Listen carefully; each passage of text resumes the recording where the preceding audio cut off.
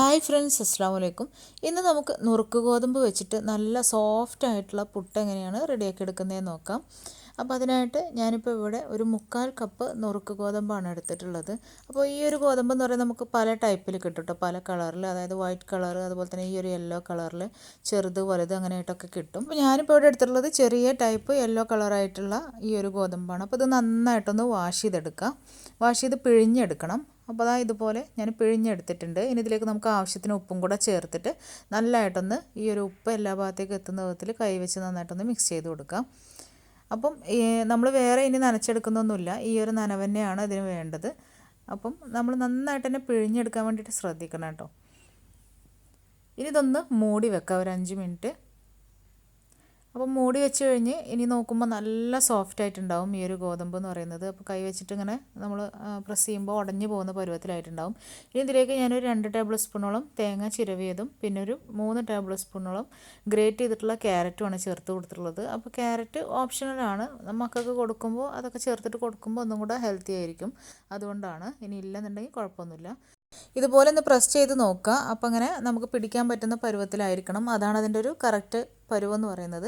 ഇനി നമുക്ക് പുട്ടുകുറ്റിയിലേക്ക് ആവശ്യത്തിന് തേങ്ങ ഇട്ട് കൊടുക്കുക. അതുപോലെ തന്നെ നമ്മൾ മിക്സ് ചെയ്ത് വെച്ചിട്ടുള്ള ഈ ഒരു നുറുക്ക് ഗോതമ്പ് അതും ചേർത്ത് കൊടുക്കാം. ഞാനിപ്പോൾ ഇവിടെ 2 ടേബിൾ സ്പൂണിൻ്റെ അളവിലാണ് ഓരോ കഷ്ണം പുട്ടിന് വേണ്ടിയിട്ട് ചെയ്ത് കൊടുക്കുന്നത്. അപ്പോൾ അങ്ങനെയാണെങ്കിൽ നമ്മൾ പുട്ട് കുത്തുന്ന സമയത്ത് ഒരേ അളവിലായിരിക്കും കിട്ടുന്നത്.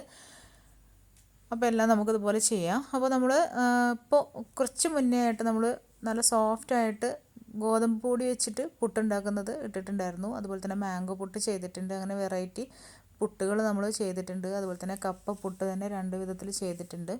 അപ്പോൾ പുട്ട് റെസിപ്പീസൊക്കെ ഒന്ന് കണ്ടിട്ട് ട്രൈ ചെയ്ത് നോക്കാത്തവരുണ്ടെങ്കിൽ ഒന്ന് കണ്ട് ട്രൈ ചെയ്ത് നോക്കാൻ മറക്കരുത്. ഞാൻ ലിങ്ക് ഡിസ്ക്രിപ്ഷൻ ബോക്സിൽ കൊടുക്കാം.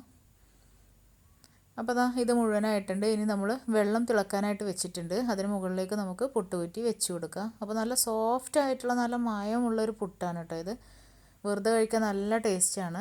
സാധാരണ നമ്മൾ അരിപ്പൊടി വെച്ചിട്ട് പുട്ട് ചെയ്തെടുക്കുന്നതിൻ്റെ സമയത്തിനേക്കാൾ ഒരു 2 മിനിറ്റ് കൂടുതൽ വെക്കണം കേട്ടോ. ഇത് ഒരുപാടൊന്നും വേണ്ട, 2 മിനിറ്റ് കൂടുതൽ വെച്ചാൽ മതി. കാരണം നമ്മൾ ഇത് നല്ല കുതിർത്തിട്ടുള്ള നുറുക്ക് ഗോതമ്പാണല്ലോ, അതുകൊണ്ട് തന്നെ പെട്ടെന്ന് ആയി കിട്ടും. നമ്മൾ വറുത്തിട്ടൊക്കെ ചെയ്യാറുണ്ട്, അങ്ങനെയൊക്കെ ആകുമ്പോൾ നമുക്ക് ഒരുപാട് സമയം വേണം കേട്ടോ അത് കുക്കായി കിട്ടാൻ വേണ്ടിയിട്ട്. പക്ഷേ ഇത് പെട്ടെന്ന് തന്നെ ആവി കയറി നല്ലതായിട്ട് സോഫ്റ്റായിട്ട് കുക്കായി കിട്ടുന്നുണ്ട്. ചായയുടെ കൂടെ വെറുതെ കഴിക്കാൻ നല്ല ടേസ്റ്റാണ്. കറിയൊന്നും വേണമെന്നില്ല, ഈ ഒരു തേങ്ങയും ആ ഒരു ക്യാരറ്റൊക്കെ കൂട്ടിയിട്ട് കഴിക്കാം. അപ്പോൾ വളരെ ഈസി ആയിട്ടുള്ള നമ്മുടെ നല്ല സോഫ്റ്റ് നുറുക്ക് ഗോതമ്പിൻ്റെ പുട്ട് ഇവിടെ റെഡി ആയിട്ടുണ്ട്. തീർച്ചയായിട്ടും ഒന്ന് ട്രൈ ചെയ്ത് നോക്കാൻ മറക്കരുത്. അപ്പോൾ വീണ്ടും നെക്സ്റ്റ് വീഡിയോയിൽ കാണാം ഇൻഷാ അല്ലാ. Thank you.